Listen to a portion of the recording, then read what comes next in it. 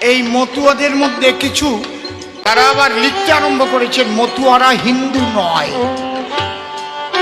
কি মাঝে মাঝে কয় না, আমাদের ধর্ম লিখতে গেলে লিখি আমরা হিন্দু। মতুয়ারাও তাই, কৃষ্ণ ভক্তরাও তাই, কালী ভক্তরাও তাই, নাকি আলাদা নাকি? বাণীগুলোকে মানো, তবেই তো তুমি মনে প্রাণে মতুয়া হইতে পারলে। আর যদি বাণী না মানো তাহলে গুড়ি করা আচার মালা থাকলেও তুমি মতুয়া না।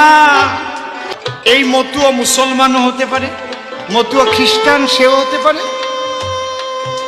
মতুয়া শিখরাও হতে পারে, মতুয়া যে কেউ হতে পারে। মতুয়া হচ্ছে একটা মতবাদ। আপনারা ভাবতে পারেন এই লোকটা কি কয়, আর আমি একেবারে প্রমাণ দিয়ে যাচ্ছি। বনগাঁ অনেক স্কুল আছে না, এক একটা স্কুলের এক একটা আলাদা পোশাক আছে। যে স্কুলে যে পড়ে সেই স্কুলের পোশাক পরে, ওকে বলে ইউনিফর্ম। নাকি পরে তো নাকি নাকি এক পোশাক পরে সব স্কুলে যায়। ঠিক ওই রকম তুমি যদি কৃষ্ণের স্কুলে ভর্তি হও তার একটা পোশাক আছে, তুমি যদি মতুয়া স্কুলে ভর্তি হও তার একটা পোশাক আছে। ওইটার একটা চিহ্ন কি আচার মালা, ওইটার চিহ্ন কি তুলসীর মালা।